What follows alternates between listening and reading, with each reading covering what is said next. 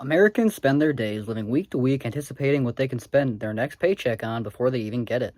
Then, when it does finally come, the entertainment is the first thing we turn to and completely forget about the long list of expenses that come with being alive, and especially an adult. In this video, let's discuss how basically every generation in the States have been finding themselves strapped for cash and always seem to be 2 or 3 bills behind. And if you personally have been finding yourself enjoying my daily doomer commentaries over here on the page, feel free to like, comment your thoughts and opinions below, and subscribe to see my daily uploads right here on the channel. And a huge shout out to the few of you that do go above and beyond. Check out those links down below in the description. Those are some of the best ways to support me and the content right here. Now, let's begin this shit show.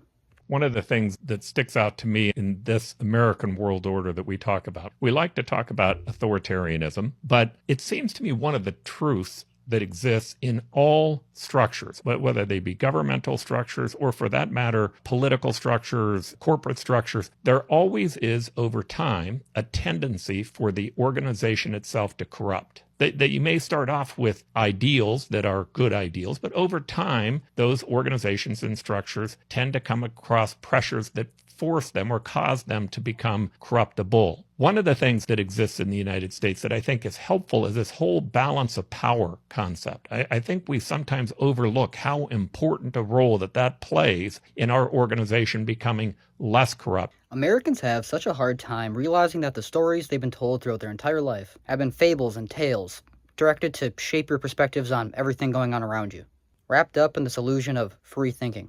Now, let's run a simple thought experiment over this whole idea of free will. Now, let's say you have a 3-year-old and it's your job as an adult to feed them lunch.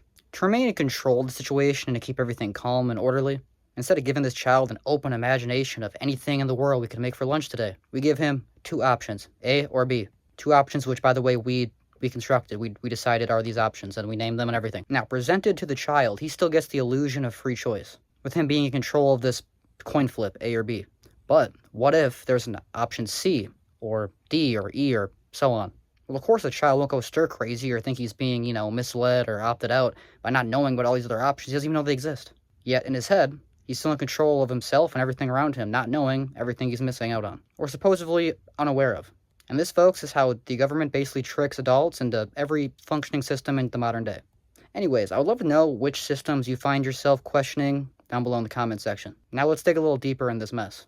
Let's move on. If we have a financial crisis, then why the hell are we not teaching money classes in school? You'll graduate knowing how to calculate an angle of a triangle, but not know how to avoid credit card debt and build wealth. Like, what the frick? We have a youth mental health crisis, so why aren't we being taught how to handle emotions in school? And here's the crap thing. You get into your 20s and your 30s, and you're trying to unlearn what school has ignored. And somehow it's our fault. The school system was never built for you to be powerful. It was built to make you predictable. And don't get this twisted, this is not about blaming teachers. Most of them care deeply. They are forced to teach a system that's decades outdated. We need a bloody overhaul because clearly what we're doing isn't working. We've got a generation that can pass exams but can't process emotions. I failed school, but school failed me. Now, I think I am definitely one to be able to speak on this because I am a victim of the American public school system. It sounds kind of dramatic. It really wasn't that bad. I got through it just fine. I actually graduated and walked to my class back in the year of 2018. I'm currently at the age of 25 right now with the making and the recording of this video. And I always thought that the structure of the American school system, at least in the public sector, never really made much sense. And I'll explain why. Now, another little thought experiment. Imagine if, you had to get a bunch of things done and you really want to make sure you get everything done. You have 6 glasses of water, being that I had 6 different classes, an hour each. And then, like lunch in between and passing time, all that bullshit. So with that being said, you have 6 glasses and you want to fill them all up with water. Instead, you would fill up probably one at a time. You know what I mean? Instead, you fill up a drop on each. Wouldn't that take a lot longer to fill those all up? And then actually, wouldn't you not really be paying much attention to each class because you have so many to, account for? It's kind of how the school system works. And honestly, I kind of understand how in the younger education system, like elementary school, even middle school, we would have so many different options to really figure out, what students are into, what you're good at, what really is your talent.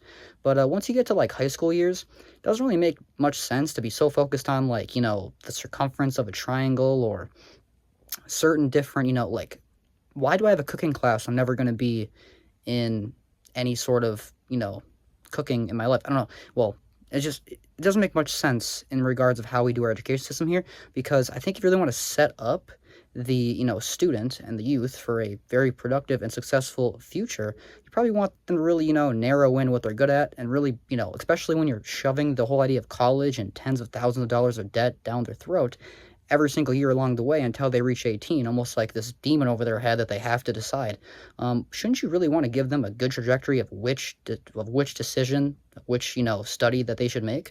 No, we just go willy-nilly like, hey, how about you just do a simple basic study for the first 2 years and then decide what you want? What? So when I'm already 30 grand in debt, doesn't make much sense to me. Either way, what is your guys' experience? If you guys have any experience with the American public school system, are you guys fond of it, not so fond of it? I personally skipped college and I jumped straight into the working class, the workforce. These days, it seems like whether you choose the college path or the working class, we're both somewhat screwed. But either way, let me know your opinions down below in the comments, as well as if you're outside of the States and what your country, how they deal with the school system and, all that. Because it definitely is different place to place. You see these 4 lines? I just need you to stand there until 5:30 today. $50 cash. Yep. Yeah, I'll do it. Very good.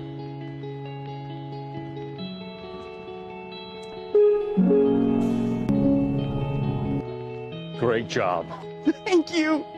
I'd like to offer you a full-time position here. Yes, absolutely. I'd love to. Very good. Great.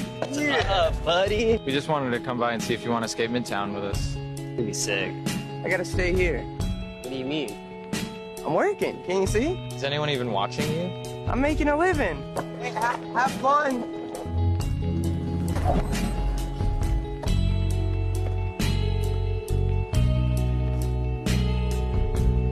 You've been loyal, reliable. You're an asset to me. Come with me. I'm raising your salary by 30%. And now, you're here. Really? Go ahead. Check it out. This thing is massive. You can see the bridge from here. You earned it. This is incredible. Today's pay, $2,000. But I'd like to retire now if I could. It's been a pleasure working with you. Now, are any of you actually surprised that pretty much everything you've been taught and told in your life has been a lie? Every story you've been told, every, pathway you've been led down has all been somewhat imaginary, fiction. There's no nonfiction involved here in the reality of America. At least it's how it feels. The older you get and the more you learn. There's a saying where, the more you learn, the more you wish you didn't know. And it seems to be that the older I get, the more that saying holds true.